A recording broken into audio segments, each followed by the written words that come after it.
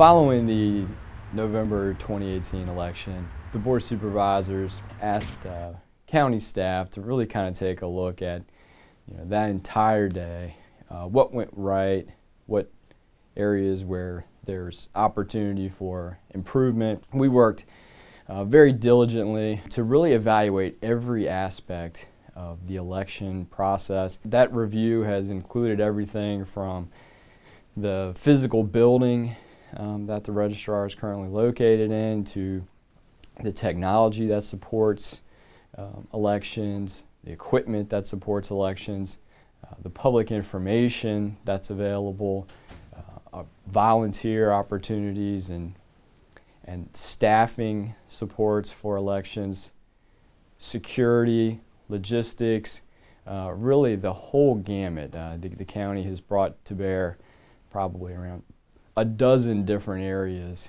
to work with the registrar and electoral board to evaluate all of those things, to figure out again where we can partner better to improve that voter experience. The November 2018 election was a generally positive experience for the Chesterfield voter. The majority of precincts operated efficiently and effectively, and we'll continue to work and build on that.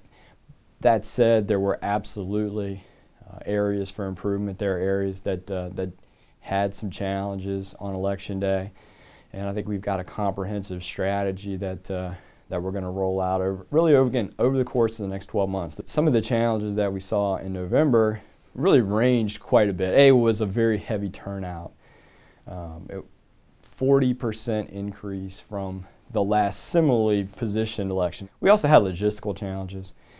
We had locations where you had multiple activities going on, particularly at some school sites.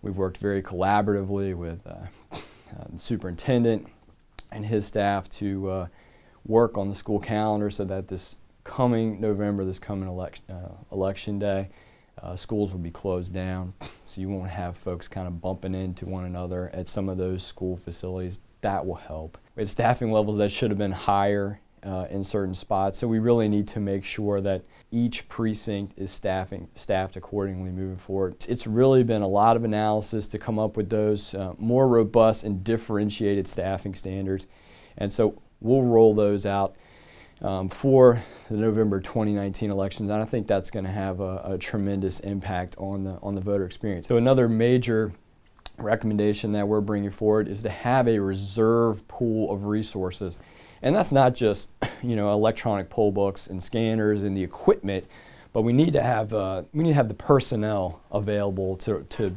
distribute and move around on election day so that we can respond as conditions change. We have split 5 precincts, particularly as you might expect out on sort of the western boundaries of the county. As the county has grown, you have to go back in and reevaluate those precinct locations and find spots that can accommodate the county's increasing population. So 5 new precincts will help. A big thing that we're going to be working on moving forward is really a huge push to get more election workers coming out to help on election day. That being said, we need to go out and find folks that are going to be willing to help out, go through some of the training, be involved on an ongoing basis. Through our volunteer coordination office here in the county, they're going to be reaching out. We have a lot of groups that we have identified that we're going to go out and talk to.